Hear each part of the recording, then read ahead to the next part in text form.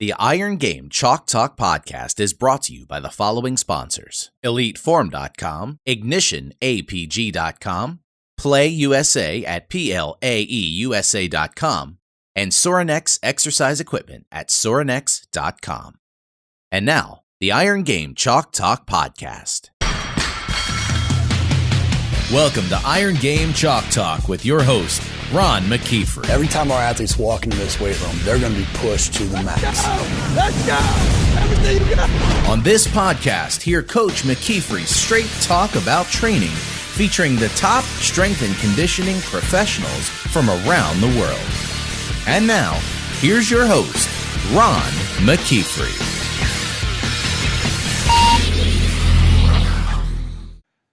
Hey guys, welcome back to Iron Game Chalk Talk. I'm your host, Ron McKeefery, and this is episode number 175. Super excited to bring Jim Kiritsy with you today. Jim is the head strength coach at Kennesaw State.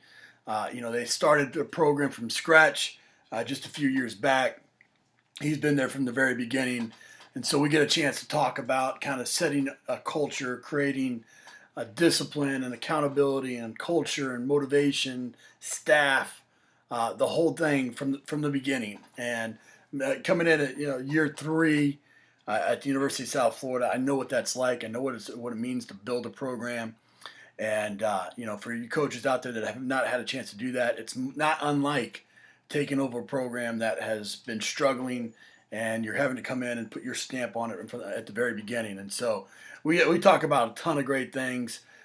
You're going to really get a ton out of this episode. Before you do, though, we want to make sure we recognize our sponsor, Ignition APG. If you've not gone to their website, make sure to do so. They have multiple products that you'd be interested in. They have a great protein formula. Their pharmaceutical company, Prasco, is their parent company. And so it is pharmaceutical grade and just a fantastic product. They also have their speed certification, and they're coming out with their strength certification as well here pretty soon, and so you're going to want to pay attention to that. But again, if you have not heard me talk about Ignition, in my mind, they do it the right way. They strengthen the mind, the body, and the spirit. And as coaches, that's what we're all about. You can put the best program on paper, but unless you can get them to do it, it doesn't mean anything. And those guys, Cliff and Ben and everybody there, they do it the right way, and they'll get the guys to buy in a big, big way. So check them out. Follow them on social media. Sit back and enjoy this episode with Jim, and I'll see you on the other side. Hey guys, welcome back to Iron Game Chalk Talk. Super excited to have a buddy of mine, Jim Kiritsy, down at Kennesaw State, and just been a guy that I've gotten to know over the years, respect from afar. The job that he's done here at Kennesaw is fantastic. Got a chance to just tour the facilities, and man, I'm super impressed and appreciate the friendship, man. Yeah, I'm glad to be a part of this. I've listened and watched so many of them, so I'm pumped that you picked me. I'm glad you came by. Absolutely, man. Well, this is, I want to get into your journey a little bit. I mean, like I said, we got to know each other back when you were in the Citadel. Just Reader's Digest version, kind of why you got into strength and conditioning, and kind of what's led you to here. Yeah, I grew up in a coaching family. My stepdad has coached girls basketball for almost 40 years, so I grew up on a bench. Coached football when I was really young too, so coaching has always been around.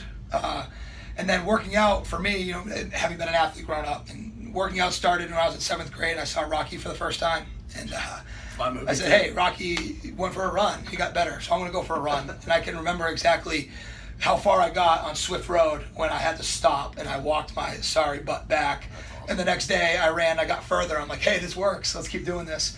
So I would run. Then high school, we had a football coach would open the weight room, BFS. When I got better and better, I was able to be successful enough to play Division III football. Went to Norwich University, military school, Division III, and Vermont. We were lucky enough to have a strength coach, so I got a better taste of more organized, team-based training, and that just kind of opened my eyes. I'm like, oh my God, people actually get paid to do this stuff. This is awesome. And so got a degree in physical education from Norwich. Lucky enough that my first strength coach at Norwich became the head strength coach at University of Vermont. He brought me in a limited earnings position. So I worked for him for 2 years, and then I left, worked for 3 years for Donnell Boucher at the Citadel in Charleston, which was an awesome experience. And then in March of 2014, I started working at Kennesaw. That's awesome. Donnell's one of the best, isn't he? He's the best. I mean, the risk I took leaving, even though it was a paying job at Vermont, to take an unpaid GA position for him is the best decision I made. And I was lucky enough to, different people moved on where I was promoted to be his top assistant, and the things I learned from him every single day in that office, I wouldn't trade it for anything. Absolutely. He's been on the show. Make sure you watch that episode. And he's turned around and interviewed me, I think, in episode 100, which was a pretty cool episode as well. But, as you've gone through, your coaching career, we all make a lot of mistakes. Yeah, for sure. I make mistakes daily, even to this day. What's maybe been the biggest mistake that you've made in coaching, and then kind of how you learn from it? Without a doubt, starting too friendly with student athletes. So I was at the University of Vermont. I was 21 when I graduated. Started coaching, and to those of you who coach hockey players or skiers, they're like 22, 23, 24 years old, and they're way better athletes than I was. Right. And I, took more of an approach of being friendly with those guys than I was being coach, teacher, or mentor, sure. Which makes sense when I didn't really know what the heck I was doing. But because I didn't establish that player-coach relationship, it became very difficult to manage when things didn't go the way we wanted to go. And, it starts out positive when you do that because the guys like you, they'll work for you. They know they have to work out. They're Division I athletes. Right. But as soon as you need to push them to a new place, or if you need to hold them accountable for something, they're like, no. Like, you're Jim. You're not Coach Jim. Right. So that was a huge mistake that I made. And I'm not saying that you got to go in there and be, just guns a-blazing, just throwing hammers down on people, but you have to clearly define your expectations. You have to have expectations and standards, and you need to uphold them from the beginning. And I didn't have those, and I didn't attempt to have those. And that really limited what I was able to do with some of the teams that I worked with at Vermont. I would have this conversation with a lot of my staff, especially young staff. They're just getting in or taking over situations where they're used to having the players call them by their first name. And in some ways, I like that. I like the fact that there's some relationship there and trust and things like that. And by giving them your first name and allow them to use it, that does break down some walls. But, me personally, I value the word coach. I do too. I know you do as well. And that means something to me, and it should mean something to your athletes. And then clearly defining that, using that early as a coach when you go into a situation. And if you just from day one introduce yourself as Coach Mack or Coach Kiritsy or whoever, that it starts to kind of set that stage, I think. Absolutely. And I think that's an important thing. Even if you're an intern and you're listening, start having people call you that, as opposed to your first name, and that's gonna, it's gonna make it easier for you to walk in the shoes of something in a little bit more professional role as you go. So for sure, it doesn't blur the lines. Yeah. They understand. Every time they call you coach, they know they're talking to somebody that's not their friend. That's right. You can be friendly all you want, but they know that just by saying it. And something that's neat I'm from the Northeast. I'm in the Southeast now.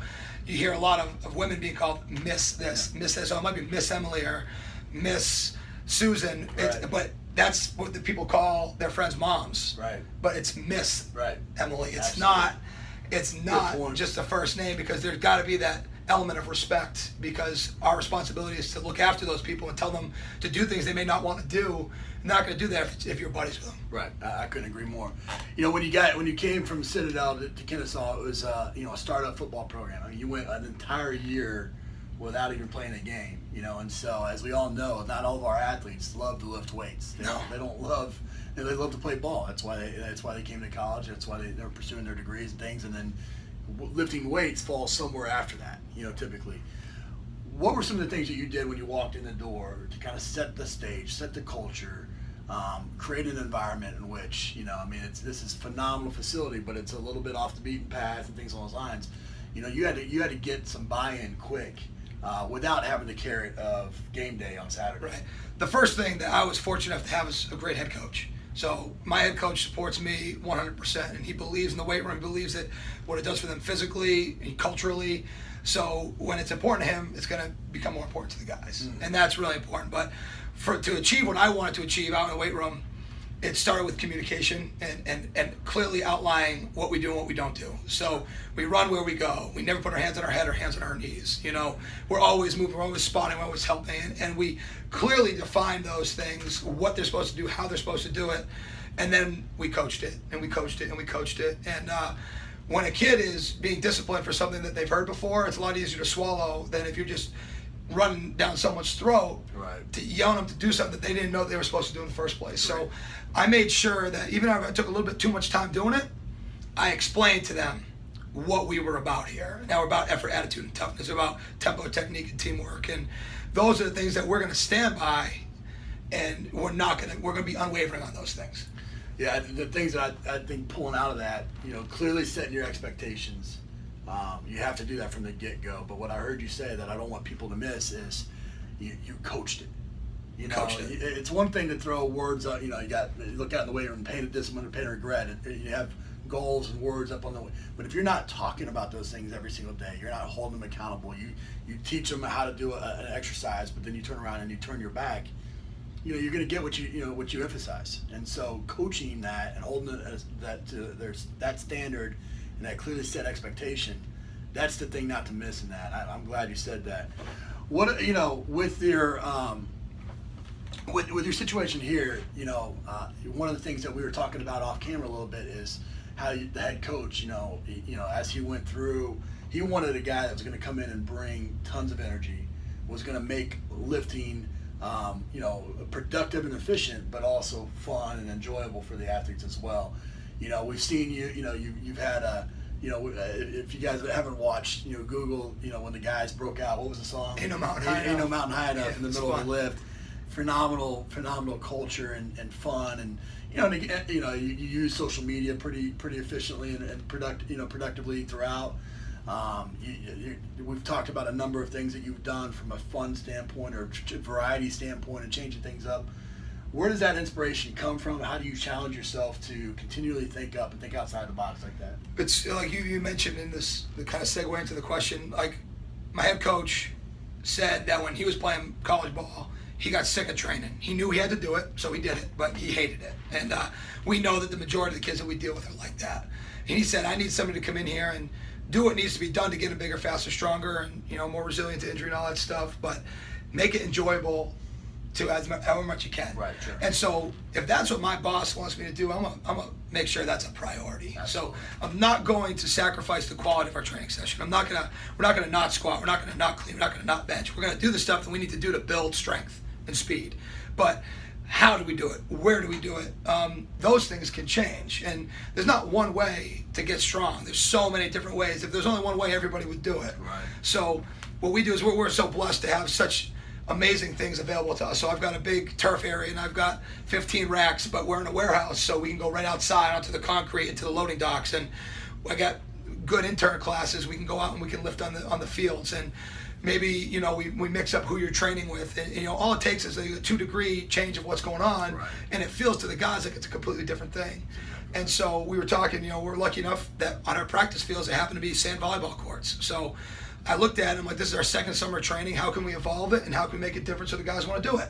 Well, let's make one of our agility days in the sand, right. Because that's an effective way of producing athletes, Overload. And it's there.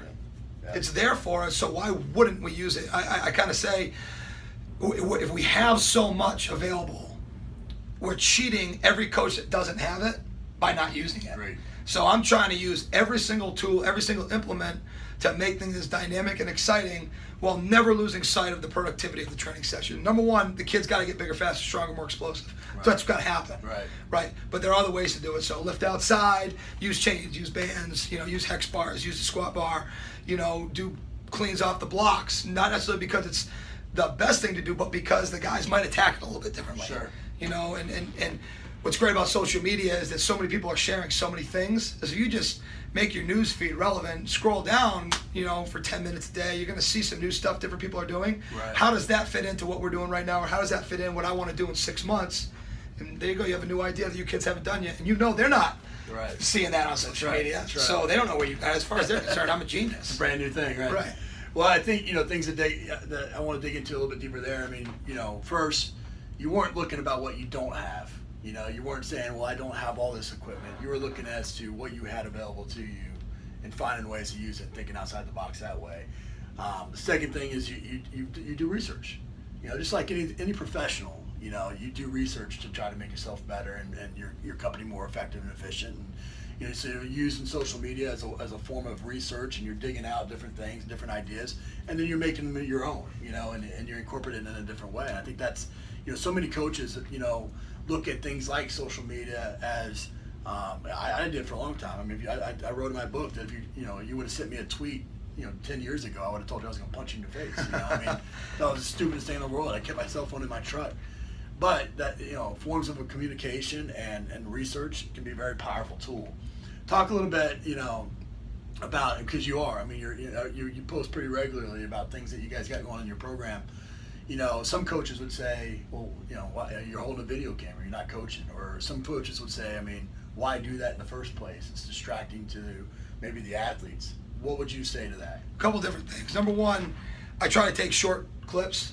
So holding the camera for 12 seconds after coaching for a minute, and I put it away and coach again. Right. So it doesn't take too long, and I don't take video when our guys aren't performing the way that we want to. Sure. So I don't think it's a distraction. The guys love being on camera. I find that when the camera comes out, the guys like to perform a little bit more. Sure. Call that an ego thing. So the guys love it. And I think it's positive for our program and our community, and more importantly, our players, to broadcast what we do from behind the scenes. Right. Like everybody knows that people train, but they don't really know how it's done. Right. So I'm going to take a shot. I'm going to put it on Instagram. It's a 12-second video, and the quarterback's mom sees it, and she shares it onto her Facebook page, and then all of a sudden 7 kids from his high school saw it, and an aunt and uncle and someone from Washington. And so it's kind of spreading our brand, not just as the Owl Strength brand, but Kennesaw State football. And then the kids see it, and the kids feel like they're a part of something bigger. Right. and they like to see themselves. So I don't look at it as a distraction. I look at it as a positive production and promotion of what our guys are doing. And I'm proud of them. I'm proud of our guys for buying into what we do. Sure. I'm proud of our guys for learning to do things effectively and efficiently. And I want to broadcast that so they can have a product that they can look at and be proud of themselves. And also, there have been so many people that have done so much for this industry. And I like to think that we do some good things. But are we where we want to be? Absolutely not. Right. Do we do a lot of things very poorly? Yeah.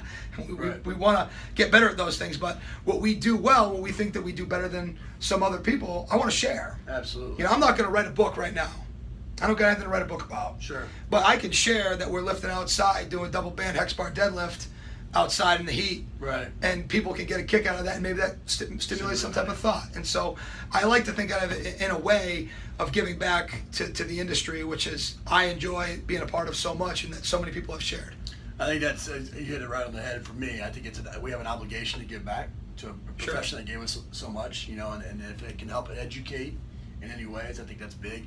I think the branding element, I think, is a critical piece that I've talked about quite a bit on the show in terms of, your brand as an individual, your brand as a strength and conditioning program, and your brand as a football program or sport program, whatever it may be. And we all have an obligation to contribute to that, and protect that, and what better way than to show your guys working hard and doing all the things and educating people as to what literally goes into, to what we do. And I think the most important thing you said is you found a way to meet the athletes where they're at. They're on social media. Yeah, you can't get them off it. And so in those 22 hours when you're not dealing with the athletes, and if you're going out there, one of the things that I do all the time, and when I meet with athletes, I call it their why meeting. I ask them 3 questions. One of the questions I ask them is, who's the most influential person in their life? And then I try to reach out to that person. That's awesome. That's great. And give them something positive about the kid. Well, when I do that, now they're turning around and their next conversation, they're talking about how the strength coach called and what a good guy he is and how much he cares about you. And they're hearing that from the most influential person. But the reason why I bring that up is because that influential person probably is following them on social media. Sure. I agree. And it's a chance for them to brag on them. It's a chance for them to see that. And again, you're bringing that to them. And so it breaks down walls as a coach, which I think is so important. So important.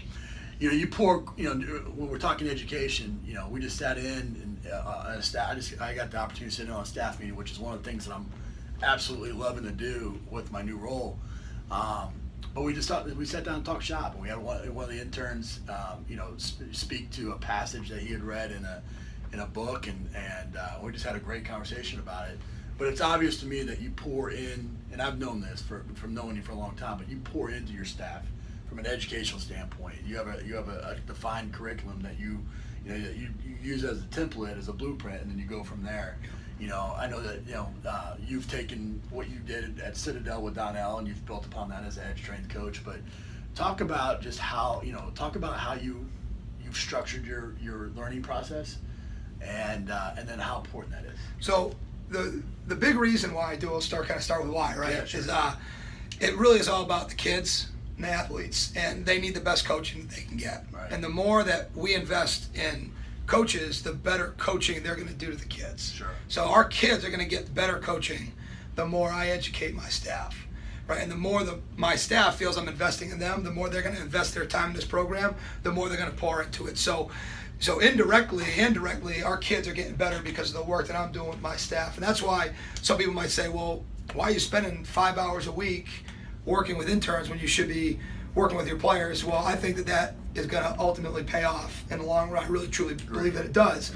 How I set it up is I try to make it holistic the best I can. And we do our best to follow that curriculum. Like you said, we go from there. Right. But Mondays are based on our leadership Mondays. So on Friday, we post a video or give them an article they have to read that's based on either outside the box thinking or some type of direct leadership trait or quality or example that we want them to be able to think about, at least, so it can positively influence them and impact our kids.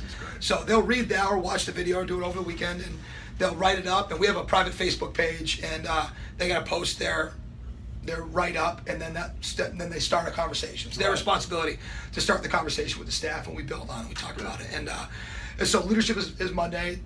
Tuesday is TED Talk Tuesday. Okay. So I've got 17 different TED Talks that I think are some of the best ones that I've seen. Right.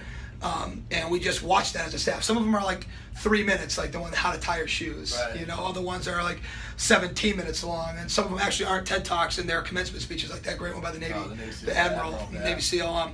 But they're all different things that may directly associate to coaching. Some don't. Yeah. But it's going to help you think differently. Sure. And it's going to help you think outside the box and ultimately change the way you go about your business, hopefully in some positive way. Wednesday is on the floor coaching. So we take you on the floor and we say, teach us how to front squat, teach us how to do the hand clean, just going over the cues. And those are the X's and O's that you have to be able to do. Right, sure. You have to be able to handle that stuff. And you should be getting better at that. Whether you have the opportunity to lead a group or just coach on the floor, you should be getting better by listening to coaches coach. Right. You should be better at just going out there and coaching. And I let our coaches go and coach. Sure. Like, I give them everything they need to know, and I don't care if they know 9 words. Right. If it's heels down, knees out, chest up, back straight, they can help us get better. That helps. You know what I'm saying? So we go out there and we just start, go yell those words, because it's going to get us better, and you'll get better as the semester goes on. So that's the platform coaching. Thursday is Chalk Talk. So that's usually has to do with programming. Yeah, so sure. Different interns have different experience. Like our Matt Gilbert, who we have right now, has spent a lot of time prior to coming here really pouring himself into learning the X's and O's of the science of lifting. Right. So I might spend a little less time going over the tier system with him, or a little bit less time going over 5-3-1 conjugate, whatever. I might spend a little less time with that and spend more time going over how to utilize social media or how to utilize Microsoft Excel. Right. Different skill sets that make you a better strength coach. Absolutely. And everybody's going to get a little bit of both, but Right. each group is going to be a little different based on the makeup of that staff. Sure. And then Friday, we go and eat at Waffle House. There you go. we don't do anything on Fridays because it's Friday, especially in the summer. It's like we train the guys, That's awesome. we lift, and we go and eat at Waffle House. That's awesome. But that's how we set it up. And again, every semester is a little bit different. So Right. right now I've got really 1.5 interns because the other guy's been here for over a year. Right, sure. But in the summer I had 12. Right. So that's going to change a little bit about the way we go about things. Right. And there'll be other things that pop up that need to pop up. Sure. Like, you guys aren't doing the job that you need to do. Let's go over this right now. So forget TED Talk Tuesday. Let's talk about what we're looking for in this drill that you did not help coach very well. Absolutely. So that stuff is really the most important stuff. And what I've noticed, and this should happen with everybody pretty much regardless of what goes on, your intern class at the start of the semester is clueless. Mm-hmm. And ultimately your training is only as good as your staff is. Right. But as the interns get better and they coach more effectively and more confidently, the training on the floor becomes better because the kids are getting coached better. Yeah, I couldn't agree with you more on that. And, not that you need extra added motivation, but, when you pour into coaches, it's one of the most rewarding things because I can't remember the quote, but it's basically, the impact that a coach makes, is you have more impact than most people do their entire lives, on almost one day as a coach, the number of people that you influence and thus the people that they influence, and And so pouring into coaches was one of the most noble things I think you can do, you know. And if you're, and most strength coaches and everybody listening to this, I mean, you're doing it because you're pouring into yourself right now. But at the same time, it's, you know, they have a giving heart. Most strength coaches have a giving heart. Now that said, if you know you want to be a success in strength and conditioning, you know, when I first got in, that's the only thing that motivated me. You know, I wanted to be the best. I wanted to be the guy that everybody pointed to. And I looked around and I said, okay, who's the best? What were they doing? You know, and what they were doing, they were writing, they were speaking, and they were developing coaches. You know, and so again, I think even if you need extra added motivation, you want to be the best. Those are three things that you should be doing on a regular basis. You know, and I commend you on what you do because I've seen it firsthand. But we need more of that, you know, across the board, and we need to be sharing it. And I know Jim, you know, he's put up his, you know, the TED Talk on social media. I think you even put up your curriculum. I did. You know, before, and I stole it all from people anyway. Yeah, exactly. So it's, none of it, all of us is stolen. But take advantage. Ask those questions. Ask what people are doing, and you know, especially from guys like Jim that are doing it the right way. I think is important. Let's talk a little training. I mean, right now we're in season. At Kennesaw, what are they doing for their in-season program? What's the normal week look like? So non-travel, so our developmental squad, they train 5 days a week. Okay. So they actually train during meetings. So they're out of the meeting room, okay, where some guys would really make the most of being in a meeting room. Other guys would be a big distraction. Sure. But let's just have them train while the other guys are getting ready for Saturday. Right. So that's 5 days a week, and we go total body. It's all fundamentals. Basic, simple things done savagely well. So that's what we're doing with them. We're lucky we have, I think, a class of 18 freshmen, and I think 15 of them are redshirting. Okay. So that's really exciting for us to have that many, you know, what we're looking at to be really future players coming in here every 5 days a week and training. But the travel squad, you know, we're less is more, especially in season. We train 80 minutes a week, 50 minutes on Monday, 30 minutes on Thursday. And so we come in on Monday morning and we hit a total body lift. You know, a good aggressive warm-up, get the mind right. You know, we don't do anything on Sundays. We give the kids off on Sundays. They can come in, roll out, and stretch if they want, but we don't train them on Sunday. Coach wants them off. Right. And I understand why, and I get it. Right, so they come in Monday morning, 6 a.m. It's the first thing. That's a huge responsibility of a strength coach. We're the first people to see him after a game. So we got beat on Saturday night, which is awful to talk about, but I'll edit that out. We were the first people that they saw after the game. So we got to set the tone for what the week was going to be like. So what it will look like, we'll do a good aggressive warm-up, and then we'll hit our big lower body lift of the week. So what we're doing is we're changing. We're going heavy, medium, light week to week. Right. Sure. Okay? But what I've realized kind of throughout my whole time, and specifically with the type of athletes that we have, it wasn't going to be in our best interest to squat every week. So we've eliminated squatting 2 of our 3 weeks of our cycles. Okay. So we'll do a light squat. We'll go 6 to 8 by 3 with a chain, dynamic effort. That's our light and our speed week. Right. The next week will be medium. We'll do a barbell hip thrust with an eccentric focus. Okay. Okay. So we're getting a lot of stimulation, a lot of activation, and you know we're trying to get strong that way. Right. And then our heavy lift is going to be a hex bar deadlift off a block. Try to get really, really wedged in, lift a heavy weight for 3 to 5 reps, and that's how we're going to get our heavy stimulus in. And that's not going to necessarily be programmed by percentages because we don't have a 1 rep max on a hex bar deadlift with our guys, how we run our program. But we're going to do it by our eyeballs. Like that looks the way we want it to look. Sure. You know, we don't have 15 tendo units and we don't have all the, you know, but we're going to use the look test.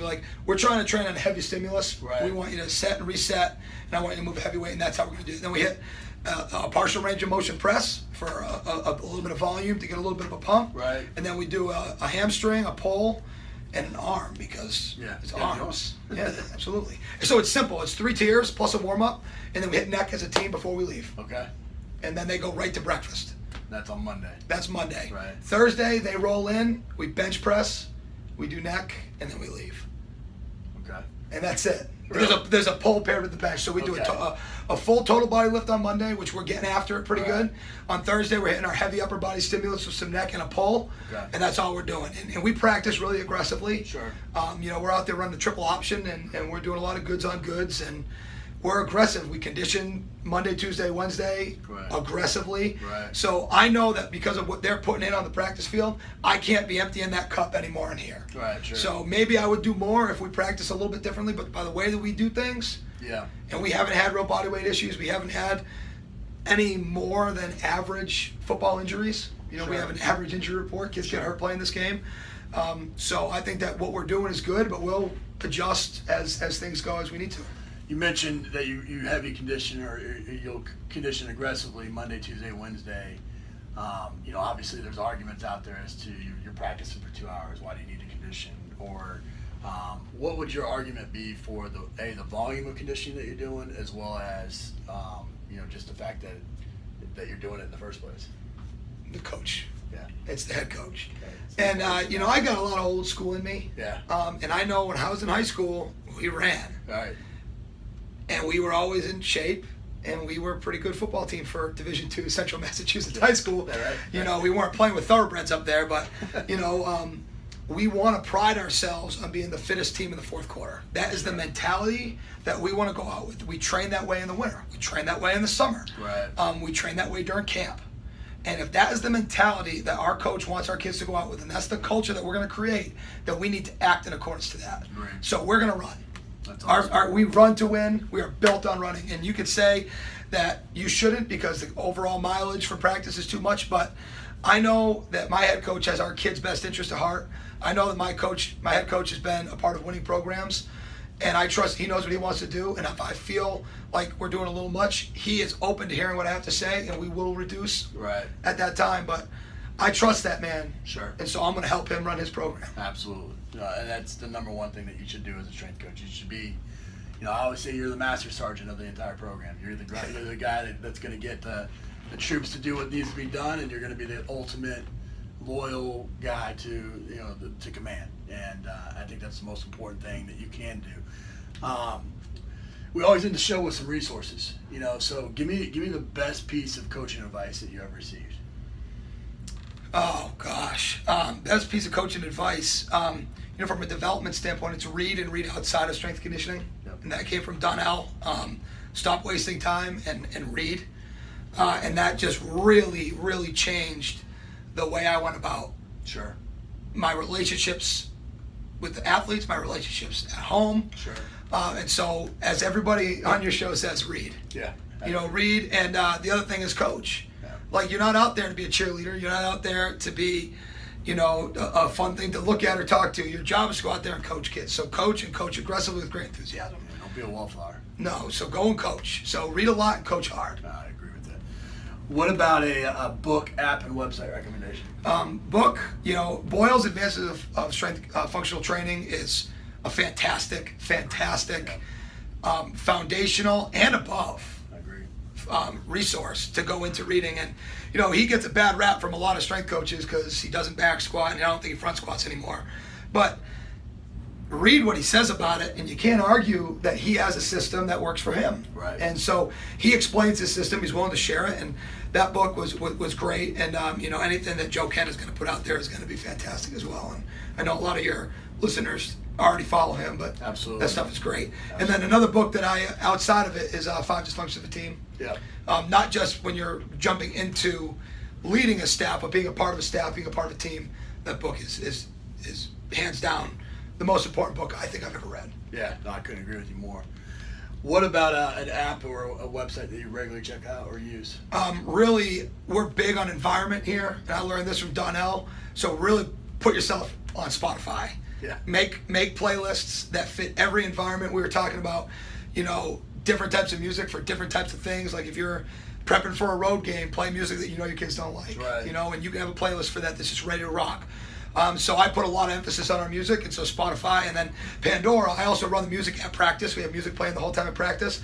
So I paid the $5 a month, so it's edited. Yeah. So I mean, the music is huge. Right. Absolutely. And these kids these days, coach, like when the music's on, the work is better. Well, like a lot of strength coaches, they fight against that. You know, they want this sterile atmosphere that they can completely control. They don't want their athletes dancing or being distracted or whatever. But the reality is, if used properly, it's going to elevate the entire emotional intensity of the room. I believe that, and I have no qualms or disrespect for anybody who believes another way.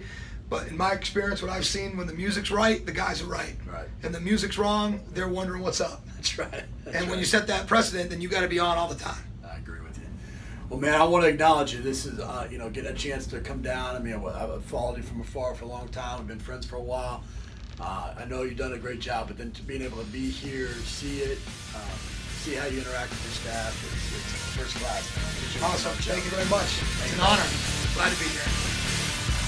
That's it for this episode of Iron Game Chalk Talk. Thanks to this week's guest as well as our sponsors for bringing this episode to you for free. Make sure to check out ronmckeefery.com where you can join our mailing list, find the show notes, including all the links and resources mentioned, and information about Coach McKeefery's other products. While you are there, please join Coach McKeefery in the comments section thanking our guest for sharing. If you haven't subscribed to Iron Game Chalk Talk on YouTube or iTunes yet, make sure to do so. Comments, ratings, and reviews are always welcome. Coach McKeefery can be found on Twitter at @RMcKeefery, on Facebook and YouTube at /Ron.McKeefery. That's it for this week. Be sure to check back next week for another great episode of Iron Game Chalk Talk.